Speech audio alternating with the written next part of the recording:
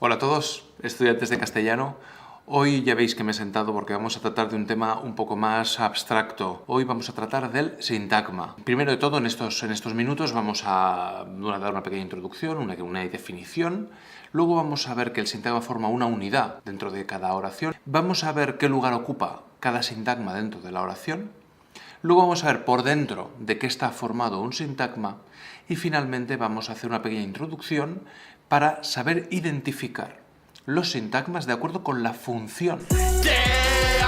No os asuste la palabra. Un sintagma es una unidad gramatical.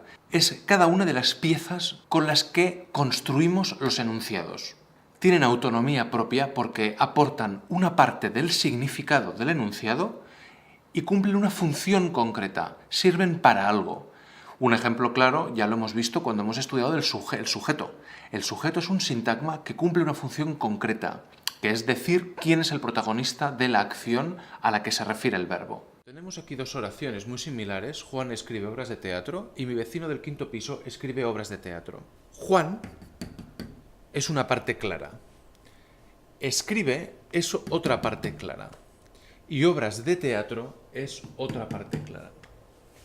Esta misma estructura se ve en la siguiente oración. Fijaos que es similar precisamente por esta misma estructura. Juan es el sujeto y mi vecino del quinto piso es también el sujeto. Escribe es el verbo y obras de teatro es el tercer sintagma. No te enrolles. No te enrolles. La primera idea es que un sintagma forma siempre una unidad. Eso significa que, aunque un sintagma esté formado por varias palabras, todas estarán juntas y actuarán siempre a la vez. Es una oración, porque tiene un verbo conjugado con forma personal, tercera persona del singular. Concordando con él está Marta, que va a ser el primer sintagma, la primera pieza de la oración. El resto son las cosas que se predican del sujeto Marta. Por lo tanto, hay dos grandes partes en esta oración. Marta, por un lado, que es el sujeto, y caminaba por un tranquilo sendero del bosque, que es el predicado. Veamos que dentro del predicado hay un grupo de palabras que forman una unidad, que no se pueden separar. ¿Cómo sabemos esto? Porque la preposición por nos indica que lo que se va a decir a continuación nos da la circunstancia del verbo caminar. Y luego, además, por el núcleo, por sendero, es un sustantivo del cual dependen todas las palabras que giran a su alrededor. Tranquilo, que es un adjetivo, que es un determinante. Estos dos complementos, tanto el determinante como el adjetivo, están en masculino singular para indicarnos que van con sendero. Y luego del bosque, al ir enganchado a sendero, esta preposición del también nos dice que va con sendero. Estas piezas no se pueden separar porque están todas girando alrededor de la única palabra importante, sendero. Además, la preposición nos indica que por un tranquilo sendero del bosque forma una pieza enganchada a caminaba. Después de haber dado la definición, haber dicho lo que es un sintagma, después de haber dicho que forman unidades, que son piezas, la tercera idea importante es que se pueden combinar de diferentes maneras dentro del enunciado. Por eso pueden ocupar diferentes posiciones y transmitir la misma información, aunque un sintagma esté al principio o bien esté al final. Los barcos de vela no pueden competir contra los barcos de motor. Los barcos de vela es el primer sintagma que actúa de sujeto, tercera persona del plural. No pueden competir, sería el centro del predicado, el verbo con su negación, y contra los barcos de motor, que es otro sintagma. Yo puedo decir que los barcos de vela contra los barcos de motor no pueden competir. ¿No? Igual que también podría decir contra los barcos de motor, los barcos de vela no pueden competir. O podría decir, no pueden competir los barcos de vela contra los barcos de motor. Fijaos que estas unidades son fácilmente intercambiables, combinables, porque el mensaje es exactamente el mismo. Hasta aquí la primera parte del vídeo, en la que hemos hablado de lo que es un sintagma, de que los sintagmas son las piezas con las que construimos sintácticamente una oración y que como piezas que son se pueden distribuir, combinar con más o menos libertad para formar el enunciado. En esa segunda parte veremos la estructura de un sintagma, de cómo está hecho por dentro un sintagma. Los sintagmas necesitan siempre un núcleo, una palabra esencial que aporte el significado.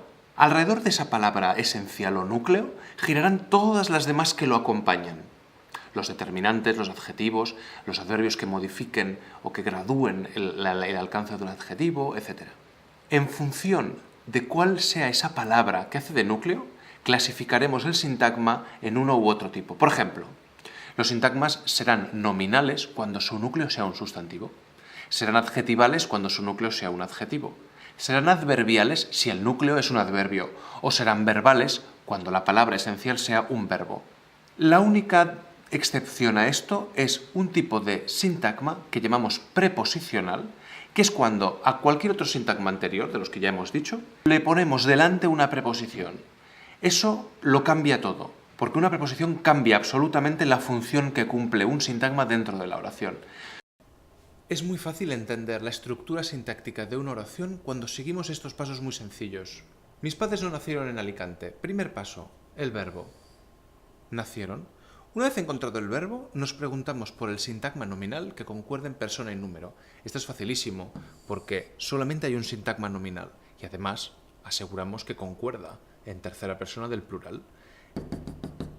Al encontrar el sujeto, vemos cuáles son las dos partes esenciales de la oración. El sintagma nominal, que llamamos sujeto, y el sintagma verbal, que llamamos predicado. Pero ojo, porque dentro del sintagma verbal predicado hay otras piezas. La primera es este no. Este no es un adverbio. Al ir solo, fijaos que va entre un sintagma y el núcleo del sintagma verbal. Por lo tanto, va solo, no puede llevar nada más. Esto es un sintagma adverbial. Y en Alicante es un sintagma preposicional, porque va encabezado por la preposición en y luego el núcleo que nos aporta el significado. Y quería concluir este vídeo con una idea muy importante, y es que en todo enunciado que sea una oración, necesitaremos dos sintagmas fundamentales. Recordad que esto ya lo hemos ido diciendo, pero ahora después de haber visto lo que es un sintagma, esto queda más claro. Toda oración tiene al menos un sintagma verbal, que denominamos predicado, cuyo núcleo es el verbo conjugado con forma personal, y concordando con ese sintagma verbal tendremos un sintagma nominal, que denominamos sujeto. Ojo, con las excepciones que vimos en el vídeo anterior sobre las oraciones impersonales. Veamos aquí otro ejemplo. Su mujer llega muy tarde del trabajo. Primer paso, verbo. Llega. Concordando con llega, su mujer. Sintagma nominal sujeto. Y lo demás será el sintagma verbal predicado. Dentro del predicado vemos otros grupos. ¿Cuáles son? Muy tarde y del trabajo. ¿Por qué? Por la función muy tarde nos dice una circunstancia de tiempo y del trabajo nos da una circunstancia de lugar. Veamos que muy tarde, tarde es un adverbio. Por lo tanto, todo esto será un sintagma adverbial. Y del trabajo es un sintagma preposicional, porque empieza por de. Recordad que esto es una contracción de la preposición de más el artículo el. ¡Tengo miedo! Pues bien, el sintagma verbal, cuyo núcleo será un verbo, necesitará otros sintagmas que lo complementen, que completen el sentido. Se llama a eso argumentos. Los verbos son palabras complejas que necesitan argumentos para transmitir realmente el contenido del mensaje. Así, por ejemplo, habrá verbos muy sencillos que no necesitan ningún argumento, como por ejemplo el verbo morir. Alguien muere. Alguien es el sujeto y la acción de morir es el verbo, el predicado. Sin embargo, hay verbos que son complejísimos y necesitan sintagmas que actúen como argumentos para transmitir el mensaje. Es, por ejemplo, el caso de los verbos que se llaman transitivos, que necesitan indicar el objeto sobre el que se realiza la acción. Por ejemplo, hacer. Cuando yo utilizo el verbo hacer, necesito hacer algo. El verbo hacer me pide un argumento, me pide un complemento que esté dentro del sintagma verbal predicado para mantener esa información completa. Hay otro tipo de sintagmas que serán también argumentos, pero que tendrán otra estructura, como por ejemplo el verbo pensar. Necesita un sintagma preposicional, pensar en algo. O el verbo acordarse necesita otro sintagma preposicional, acordarse de algo, ir a algún sitio. Según la complejidad del verbo y según el significado de cada verbo, necesitaremos más o menos sintagmas de un tipo o de otro para completar el mensaje del enunciado.